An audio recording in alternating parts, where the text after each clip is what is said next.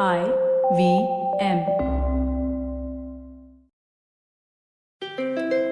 Have you ever wondered why women don't do more crime? Well, we're here to tell you. There's misconduct all the time. Women are thieves and murderers. That's gross misconduct. Con artists, money launderers. Criminal misconduct. Financial fraud that's hard to track. Takes some planning, but still misconduct. Even breaching a contract. Well, that's more civil though. It's misconduct. Misconduct.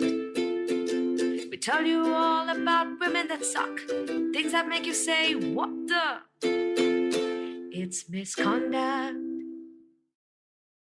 Hello, and welcome to Misconduct. We are a podcast about Indian women that are criminals or kinda did some bad stuff. And also, we are now a podcast that has somehow successfully lasted 2 whole months. I am Raghavi. And I am Nisha. And yes, I cannot believe you guys have stuck with us for 2 whole months. That's just insane. The fact that people just like listening to this 1 hour long storytelling / therapy session / Raghavi and I just laughing about nonsense. So thank you so much, guys. And to commemorate this occasion, we have a special episode for you. This episode is about a woman that is equal parts criminal and resilient. So today's episode is about Seema Parihar. She was a former dacoit and bandit who is alleged to have killed about 70 people, kidnapped hundreds, and looted dozens of homes, all in the span of 18 long years. Okay, 18 years is, it's quite nuts. Yes, it's kind of crazy. Oh, also, we wanted to commemorate just something else. It's the fact that Raghavi and I are in the same city. Yes, we are. Nisha made her way all the way to Bangalore and she's staying with me, obviously. But the sad part is we cannot record together. We're in the same house in different rooms because of technical issues involving our mics. And that kind of sucks. But so many issues. Yes, but we're professionals. So we're going to roll along with it. But let's get into the episode. And of course, as we mentioned many times before, this is the True Crime Podcast. If you're new here, it literally says so on our artwork. We will be talking about crime. We'll be talking about crime adjacent stuff. Just crime across the board. Just crime. So if you are a child, please turn this off. Go play with some toys. This podcast is not suitable for children. If you're an adult, then listener discretion is advised. Additionally, this particular episode has references to sexual assault. Please consider this a trigger warning. Thanks, Raghavi. So let's take a few minutes to talk about dacoity and banditry in India. So dacoity is essentially a form of organized crime, except it is primarily located in more rural areas. That's just the colloquial use of that term today. It actually originates from the Hindi word dakaiti, which also originated from the word daku, meaning a robber that is armed. So you can mostly use the words dacoit and bandit kind of interchangeably.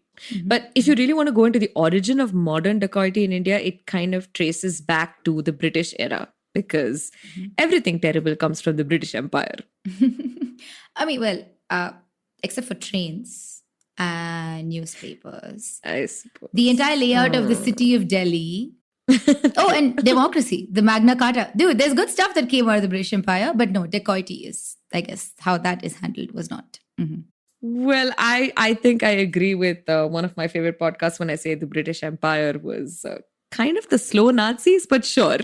So the British era is essentially when dacoity became a prominent problem that citizens faced almost on a daily basis. Highway robberies were the most common type of crime. It got so bad that the British government in India passed the Thuggy and Dacoity Suppression Act in 1836. Another legislation called the Criminal Tribes Act was also passed in 1871. That is present even today, as in the Indian government considers certain tribes to be denotified or illegal. Right. As of today, there are 2 major regions where dacoity became a problem, both in the northern Indian areas of Morena and Chambal. So these regions stretch between the states of Madhya Pradesh, Rajasthan, Uttar Pradesh, and Haryana. Chambal in particular has been devastated by bandits for over a century, and they were of many, many kinds. Some of them would target local businesses and loot them. Others would focus on kidnapping rich people and demanding ransoms. Many of them would get violent, of course, if the dacoits, like if they felt like their demands were not really met. But then there were also others that posed as like Robin Hood figures for their local communities, or at least that's how they did their public relations. I think most of us have heard of some very famous bandits in India. One is Gabbar Singh Gujjar, who was active in Chambal in the 1950s and was the inspiration for the villain in the Hindi movie Sholay. I haven't seen Sholay. Wow, okay, surprise. What a big surprise. Then there was Pan Singh Tomar. There was a movie made about him as well, which also I have not seen. Okay, this I haven't seen as well. I think that's the one with Irfan Khan in it, right? Yes, that is. Yes. Our boy Veerappan down south. Yeah. Represent. You thought this was specific to the north? No, South Indians are also capable of these things, okay? We're also terrible people. And of course, the legendary Phulan Devi. That's right. Oh, so you guys might wonder why we're not just talking about Phulan Devi in this episode. She's a woman. She was a criminal. She's kind of just the right person for this podcast. You might be thinking that. Yeah, but honestly, we're not ready for it. I think the thing about understanding dacoity as a social phenomenon is that it's very heavily rooted in caste-based discrimination and class warfare. For Phulan Devi specifically, like the role of caste played in all of her interactions with her fellow gang members and the communities that she ravaged. Raghavi and I are nowhere close to understanding that in the broader social context. She was also eventually murdered, likely as a revenge for killing an upper caste man herself. So when we talk about someone as significant as her, we really need to do justice to it. That's not taking away from Seema Parihar, and we're not saying that it's not complicated, nor are we saying that it's not rooted in caste discrimination. But I think Phulan Devi is just so famous, and she also just happened to take on the role of a women's rights activist, right? Particularly against sexual violence. So it's just an extremely different level entirely. Yeah, I agree. I also didn't think it was something that we could work on right now. Maybe a season or two down the line, when you can maybe have the right people on the podcast to discuss it with us as well. Like I understand we come from a position of privilege, and it would be great to have that conversation with the right people. I think that's just how it works, responsibility-wise. Yeah, exactly. We're also happy to hear ideas on how you think we can tackle it. We're always happy to listen. So, or if you think there's a particular way that somebody had handled it that you think doesn't really work, let us know, and we're happy to listen. Of course we are. Yeah. But yes, on a separate but definitely related note, you will likely also want to know what Indian law says about dacoity. So what Indian law says about dacoity is, please don't do it. It's actually all of the Indian Penal Code is essentially just like, don't do this thing that it's written here. Don't do the thing that I write here.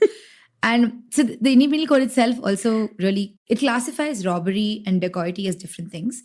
To put it really simply, robbery under Section 390 of the IPC is committing some sort of theft or carrying away property where the offender also causes or attempts to cause either death or hurt or restrain the person that they are robbing. Dacoity, which is under Section 391, is mostly like robbery, but if it's done by 5 or more people jointly. Like a party. Yes, like a party of death and sadness. So robbery, I mean, of course, the difference in punishment as well. Robbery comes with imprisonment up to 10 years and maybe a fine. Also, if you commit robbery on the highway in the nighttime, that can extend to 14 years. Oh. Yeah. But what if it's like a cool robbery? Like Dhoom? Okay. Okay, so if your robbery is a cool one, you don't get jail time. You are instead punished with a haircut. You get the haircut that John Abraham had in that movie. But you get that haircut that he had in that movie, but you have to wear it for 14 years.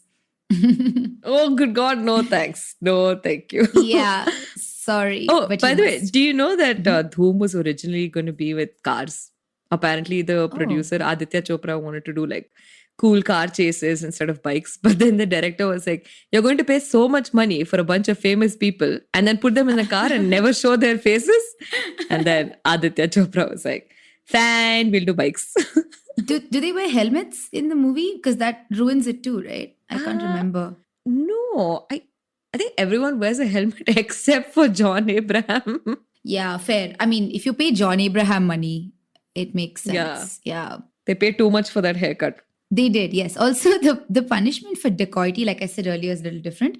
So it's generally imprisonment of at least 7 years if you attempt to cause death or grievous hurt or use a deadly weapon. Even just preparing to commit dacoity can come with a punishment of up to 10 years. Oh. Now, dacoity with murder, which is the kind of lethal combination that Our Lady of the Hour, Seema Parihar, would engage in, that's a combination that makes nobody happy.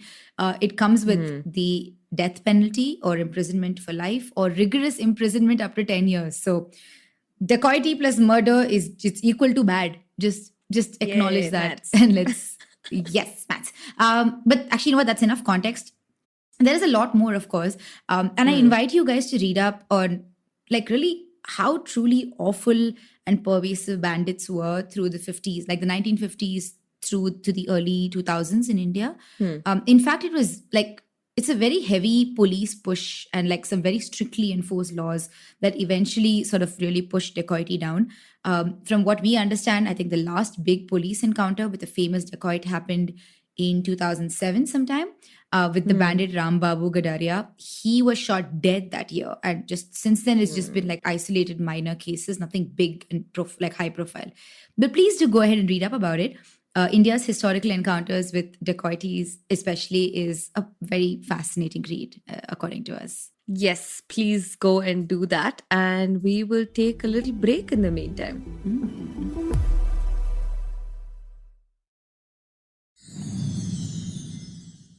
Welcome back, everyone. I think it's high time that we start talking about the woman, Seema Parihar.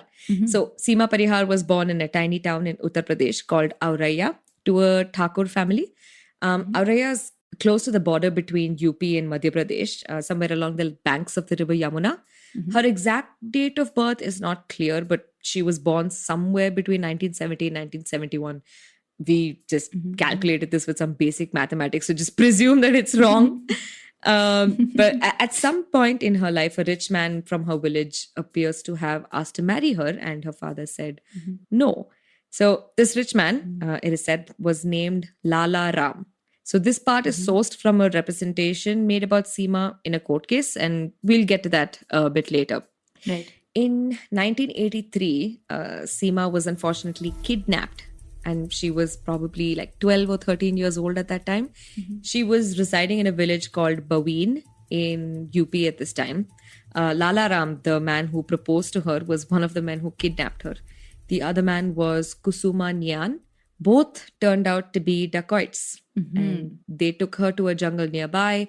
That's where she lived for years after that, with no contact with her family. It appears that her father looked for her, but the local police were working with the dacoits. It's not known exactly why they kidnapped her. It's unlikely that they would have just picked her up for a ransom, since her family was not particularly well off. There are publications like The Independent that claim that she was raped repeatedly, but we haven't found any Indian publication that spoke about it. Right. However, Seema has given interviews later in her life where she talks about how difficult the time she spent with these dacoits was. In an Indian Express interview in 2011, she is quoted as saying, "No girl at 12 voluntarily goes into the jungle. It is a horrible life, and you can't leave, ever, for the fear of the authorities." She hasn't given much else information about her time with Lala Ram, though. Yeah, and that's fair, right? I mean, it is her story to tell. I think it's absolutely fine for her to retain that. She doesn't owe us anything. Also, in the court case that you mentioned earlier, I just wanted to just speak about that.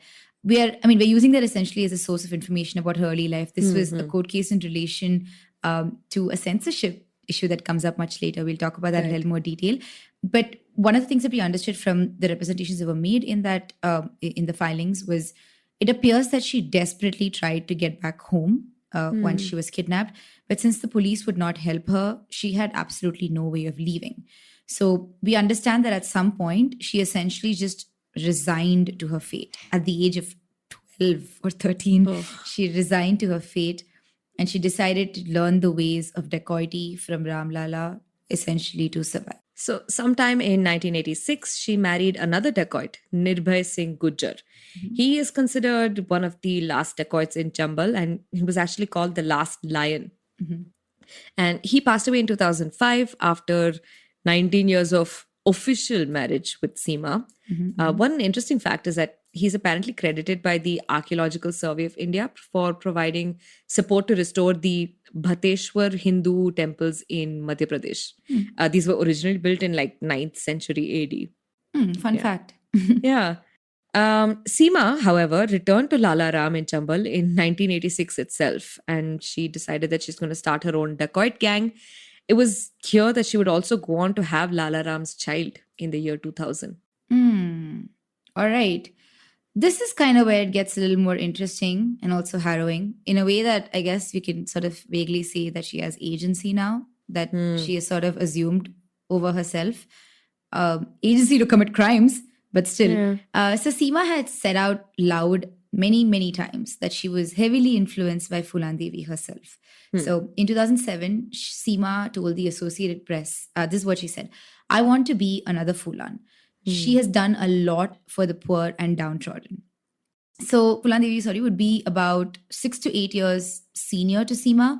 So she likely would have seen her as a role model of sorts. And I think she also seemed to gather Phulan as sort of like a leader that was capable of putting together these elaborate gangs, getting gang members, like their loyalties, and sort of organizing these elaborate robberies and kidnappings, that have like huge monetary benefits as well. So by the 80s, we should remember that Phulan Devi had already surrendered herself to the police. She would also go on to serve 11 years in prison. But the fact is, the sentiments among the people of Phulan Devi's community were essentially that her acts of rebellion were warranted and necessary, considering what had happened to her and generally considering what was happening in the community. And Phulan Devi, also she surrendered entirely on her own terms. All of those terms were fulfilled by the Madhya Pradesh police, So there was really no scenario in which you can say the Phulan Devi did not have that sense of agency when she was, even when she was surrendering to the police. So Seema clearly felt very, very inspired by her. So much on the same lines as Phulan Devi, in 1986, Seema decided to divide up certain bits of land in Madhya Pradesh, all for herself. So this would include Bhind Forest in Madhya Pradesh and the Chambal River. So Bhind Forest, it's sort of important to note that it's known for its ravines. It's sort of like a terrain that's really hard to navigate or maneuver. So these provided great hiding spots. The town in this area is also called Bhind, and this is a little funny and upsetting. There's an Indian Express article from 2011 that describes the town as where everyone and their 2-year-old owns a gun. Outright. Nice. Just no sugarcoating it at all. And so you can kind of imagine the environment that this is, right? It's already quite violent to begin with. And during her time in being under Lala Ram, she picked up a few talents, so to speak. She became an expert at using firearms, for one. It's reported that her favorite firearms were a .303 revolver and an AK-47 assault rifle. Okay. Just escalated there quite a bit. And she also learned the trade, so to speak, of dacoity and the art of abduction around this time. Well done, Seema. Good. She was a good mentee. So what were Seema's chosen crimes? Dacoity, for one. Her gang would, among other things, rob houses and shops quite extensively. And yet, this was not their most lucrative crime. The most well-paying crime was actually kidnapping. It appears that abduction and extortion were their main sources of income, especially abducting people from rich families. And one of the highest ransoms Seema received was like for 20 lakh rupees. To quote one of the members of the gang, "Believe me, agonized families will give any amount to free their loved ones. And we kept our word. If the money came in, the victims went back to their families." Wow. So it feels like Seema had like some code of honor. And this also extended, like when it came to kidnapping, she never kidnapped girls for money. It's kind of Huh. yeah, it's unknown if this is like a product of her own past or just some other reason, but I think it adds to some things that we learn about her later on as well. Yeah, I agree. I think on some level, she really did watch out for women a lot. I mean, there's a lot of reasons for it, I'm sure, including her past. And she says it outright too. Yes, you're right. We'll get into it a little bit later. Yes. Many of the activities of her gang also turned out to be extremely violent. Those that did not comply, basically like families that did not cooperate with them, they were kind of penalized by Seema. For example, if the family of a kidnapping victim did not cooperate to pay the ransom, then they would get a finger in the mail. Oh, good God. Okay. Yeah. There was also like heavy violence between the other gangs in Chambal area. At the height of her dacoit days, Seema reportedly either killed or ordered the killing of about 70 people. This included both like rival gangs and people that betrayed her or mutinied against her from her own gang. She really was extremely ruthless, I think. Also, the people of Chambal were too scared to be a witness against her, which I understand. So, like, even if the cases were filed, no one would give her up or turn up and say that they had some information about her. Yeah, I mean, no doy, of course. So that's absolutely fair. I think at the height of her dacoit days, Seema essentially ended up like looting and pillaging some 30 odd houses. She allegedly killed like 70 people. She kidnapped 200 people. And this is stuff that we know of. Seema's reign in Chambal also went on for over 18 years. Like she became an extremely feared name across the area. And there were other gangs that were moving away, just to give her full control over the region because she really was like really picking up that space. Having said that though, it appears that Seema was not happy with this life that she sort of built for herself. For one, life in the forest was not easy for her. And there's the Indian Express article that you mentioned earlier. Her partner at the time, Suraj Singh, he is quoted as saying, if anyone fell sick, that was the worst thing. First, you would call the village doctor. But if the illness was beyond him, we would commandeer a vehicle to take them to the city and find a hospital. It was forever happening with the girls in the forest as they frequently got pregnant and we had to take them for abortions. Oof, that is heavy. Yeah, that's really, really rough. Can you imagine? I mean, I'm really glad they didn't do like a backyard abortion. Thankfully, they took them to hospitals. True. But also something as simple as an infection could just kill you, you know? Yeah. You would have, they'd have no access to get out of there. And secondly, this is also like incredibly important. Seema didn't choose this life. She was essentially kidnapped as a child and forced to become this. Instead of enjoying like a real childhood like the rest of us got, when I say rest of us, I know I mean a very privileged few even then, to be very honest. She was also married off to a man that she didn't know. And it's very likely that he abused her. She came back, away from him in less than a year of marriage. So I'm not surprised at all. I'm actually just surprised that she didn't just take her guns and shoot everyone she knew. I swear. Because, if it came to that point, that's what I would do. I would just snap. Something in me would snap. I really wanted to highlight this messed up relationship she had with, Lala Ram. It's just most publications, and including the movie that was made about her, we'll get to that in a minute. They talk about how Seema was cohabitating with him. But primarily, she had nowhere else to go. It's not a normal relationship as far as I'm concerned. It was essentially abusive. She was captive for a large part of it. I can only assume that she sort of stayed because of like crippling Stockholm syndrome. I don't think it's a far off assumption to make. Yeah. Anyway, sometime in early 2000, he died. Lala Ram died. And now we get to the second act of Seema Parihar's life. And on that note, let's take a small break.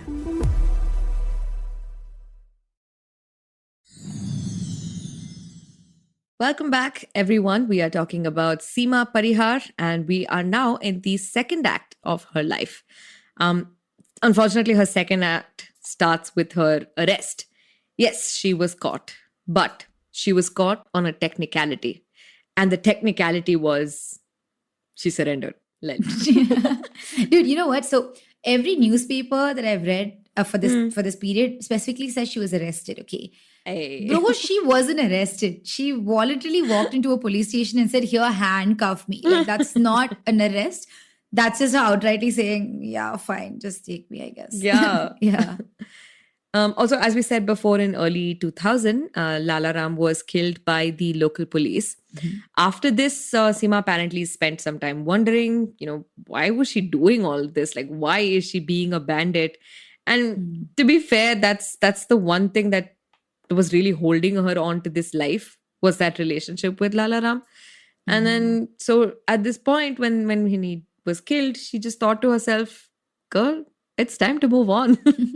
Fair. So, yeah, in June 2000, she surrendered before the Auraya police. It is said that the police were like hella confused when this happened, because it was very similar to Fulan Devi's case. Yeah. Also, they knew that Seema was like cunning and they expected something to go wrong, but she came absolutely peacefully and surrendered herself to them.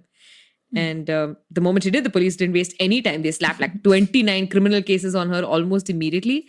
This included everything from like dacoity to robbery to murder, theft, extortion, kidnapping. Just every one of these charges were for the crimes that happened in and around just Chambal. Oh, yikes. And you know what sucks is that we don't have access to the case files for these 29 cases. Like, that would be insanely cool if we did. We do have a confirmation that Seema was acquitted in 15 of these cases as of 2008 sometime. At the time, she was on bail for the rest of the cases. But just a little before that, before she got out on bail, something very interesting happened. So Seema was quite popular in the media by this point.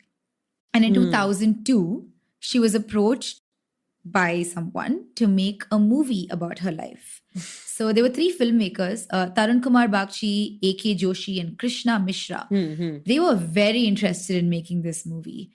But they wanted only Seema to play herself. Yeah, that's kind of cool, actually. I think it is. And Seema was like, sure. I mean, she was quite game for it. But at this time, she was still in jail. And she wasn't able to get out on bail just yet. So these filmmakers campaigned to get her out on bail so she could film the movie. Like, they essentially like paid for legal fees and got her out there.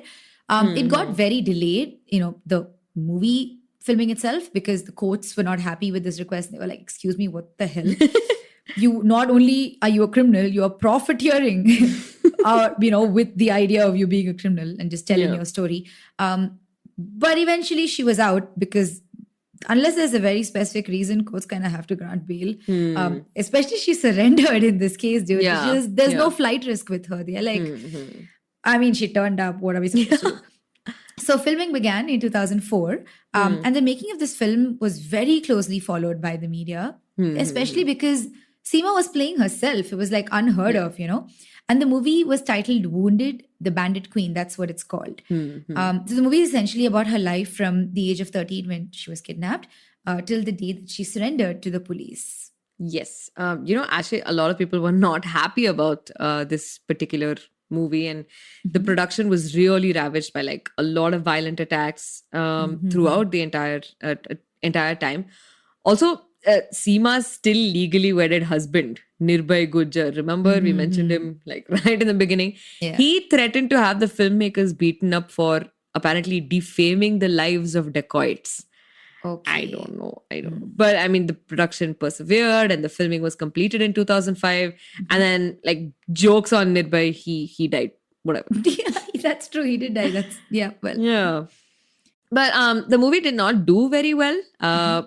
But more importantly, I think the movie spent almost a year in front of the censor board, just like waiting for it to get approved.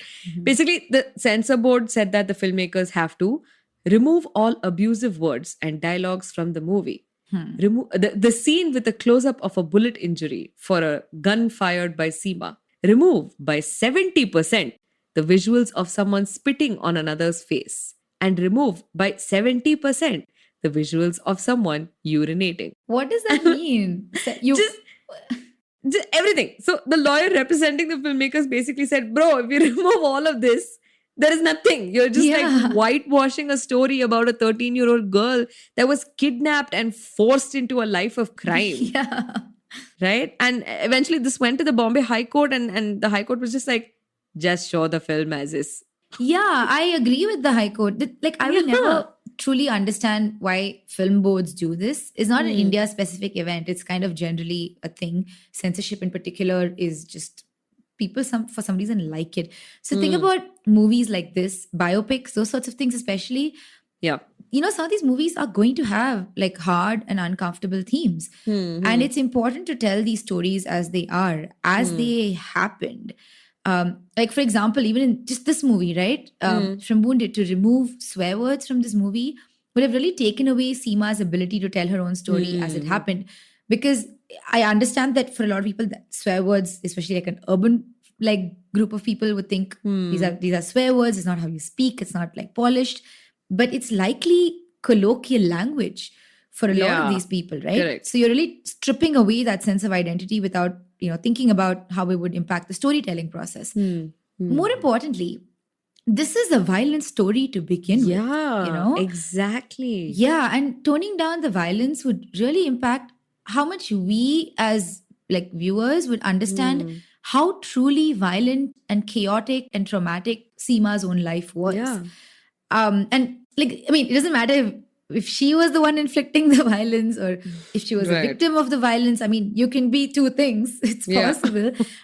So if you think if it's truly violent and not suitable for certain age groups, then put a rating on it. Yeah, and then fair. just let it be, right? Then it's the responsibility of the parents to make sure their kids don't watch it. Or you as an adult, you read the rating and you're like, oh, I don't think I like this Yeah. theme. I'm not going to watch it. It's really that simple. Yeah, fair.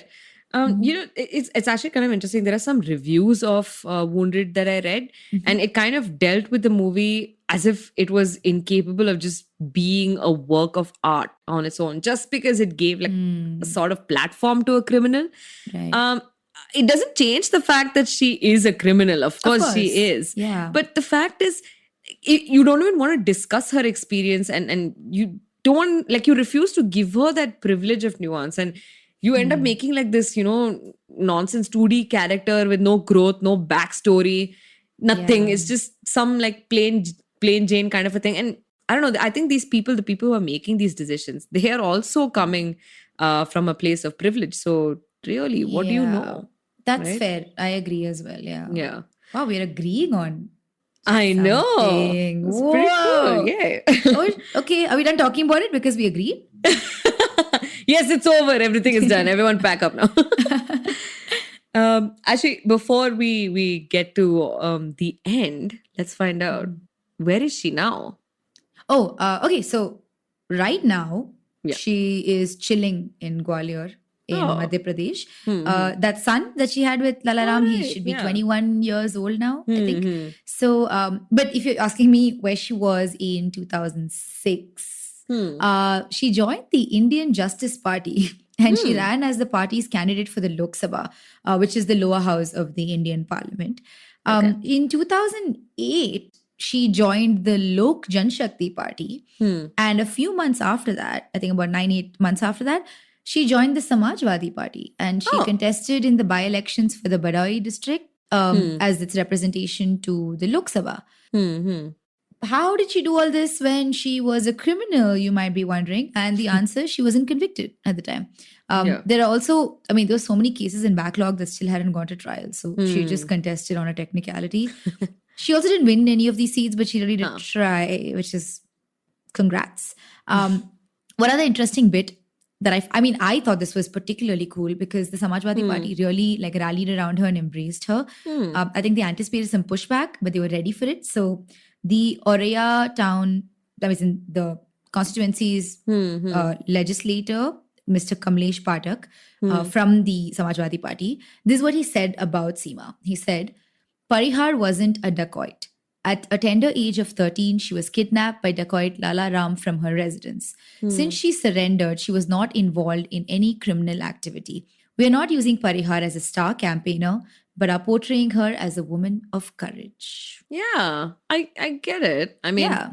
Well, I wouldn't color it that much because she was involved in a ton of criminal activity. They need some PR, But little bit. I agreed. But then also, like, it's kind of nice that they rallied behind her and they made it seem like, or at least they're saying that, hey, here's a woman, and we're not shying away from saying that we are impressed by what she's done, like Yeah. of her courage, which is wow. That's true. Yeah. Hmm.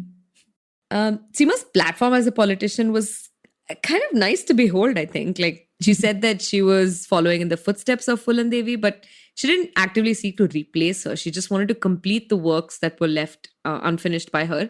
She Right. also said that if she was elected, she would start a rehabilitation program for former dacoits. She is also quoted as saying that she wants to work on corruption, female feticide, and education for girls. I want to focus on these. I missed out on education and I felt that badly when I was in Mumbai. All around me, I see women who've never had an education.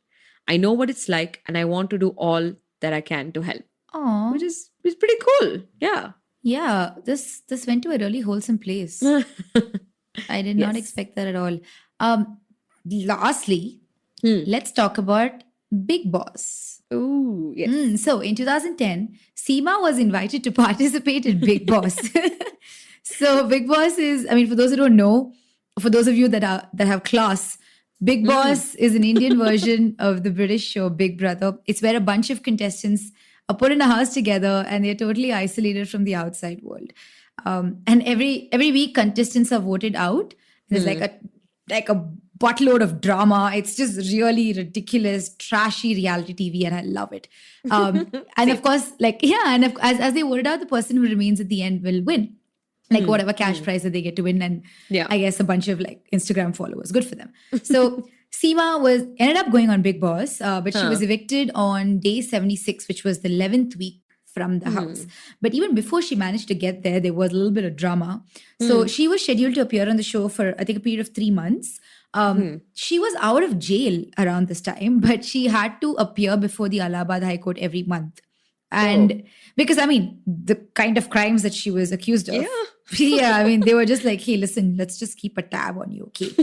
But in order to appear on Big Boss, I mean, she had to be away for 3 months in Bombay. So that would obviously be a direct conflict with the order of the court where they were like, come every month and see me. So Right. for the second time in her life, a petition was filed before a high court to get permission to get her out of, either jail or a similar situation to be on some random medium of entertainment. First it was the movie and now it's a reality show. Like this happened twice in her life. That's how how much people wanted her. Yeah. Yeah, It's but like, if I had a nickel for every time this happened to me, it would be 2 nickels, but it's surprising that it happened twice. exactly. Also, what's with nickels are pretty much valueless. So I don't know. Aim higher, Nisha. So in September 2010, which is when she had approached the court, the Allahabad High Court said, no, girl, you can't just leave. That's not how this works. Why, man? They should have said yes. Like go and be on the show, but whatever money you make off of it, you don't get it. You don't get paid for this. Oh, hey, you know what? That's actually like a real thing. It's not a thing in India. I mean, I get the concept of what you're saying. It's not a thing in India yet, but it's like a lot of American judges practices. It's called creative sentencing. Basically, instead of like jail time for a crime, you can agree to something more creative, but usually like more humiliating. Okay, the sentence is much. Yeah, like there was this one case, I'm just remembering it off the top of my head, but there was this one case in Ohio. I'm forgetting exactly when it was. There was a woman who I think she had knocked over a police officer or something while she was driving. And the judge obviously was like, hey, bro, you're guilty. And then he said, okay, either you can, go to jail and pay the fine, or you can cook Thanksgiving dinner for the entire police like precinct or whatever. Oh my god. Yeah. Yeah. So that's kind of cool. I kind of like that. Yeah. I like it too. But I mean, none of that was necessary because Seema got permission to go through. And then she went on to film Big Boss and eventually get evicted. But turns out she enjoyed it. She talks quite a bit in a lot of interviews about it. So Yeah. I don't usually watch Big Boss. My mom does. Well, at least she used to, at least the Tamil version. But I don't know. Maybe we should watch this one. We should watch this. I feel Yeah. like we could. 11 weeks, so that's 11 hours worth of. Let's do it, man. Let's do it. I think we binge watch a lot of other random stuff as well. So I think We for the do sake of our podcast, we shall make this sacrifice, the ultimate sacrifice, and watch Big Boss. That sounds great. Let's do it today with Chinese food. Ooh, fun. Yeah, let's do it. But you know what? We're actually at the end of the episode. That was a very cute. It wasn't a segue at all. I'm very sorry, guys. But we're here. We're at the end. And you know what that means. It's time for musical recap. Whoop whoop whoop. Yeah. All right, Nisha, take it away.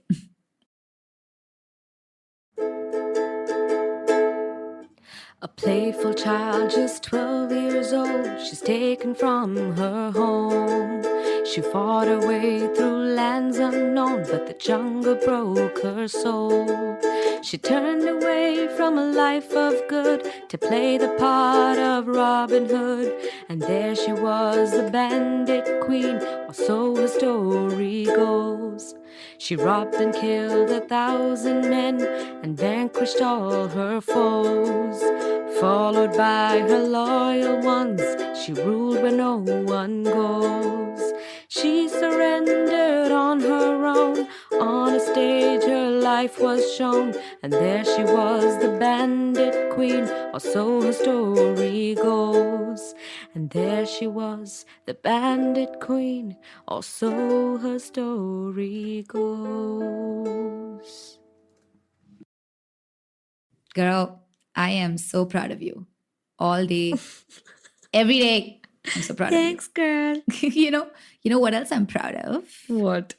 The fact that we are at the end of this episode about bandits and dacoits and highway robbers, and yet not once have we used the word booty. Oh. There are many times I wanted to, especially when you were talking about like the initial bits about dacoity. I was like, Right. let's use the word booty. But then I thought, that's really trashy, Ragvi. Get your shit together. Good job. Claps all around. Well done. Thank you. But thank you so much for sticking by so far and listening to us for the past 2 months, and also listening on this episode. You can follow us on Instagram. You can catch me at just.nishful.thinking. And Raghavi, where can they get you? At ragi.dose. You'll find our Instagram handles in the description of this episode. You can also please subscribe to our blog. All of our sources are on there. If you're curious, this particular episode has a ton of sources. So I think you'll have a great time looking that up. And we will catch you on the next episode of Misconduct. See you guys.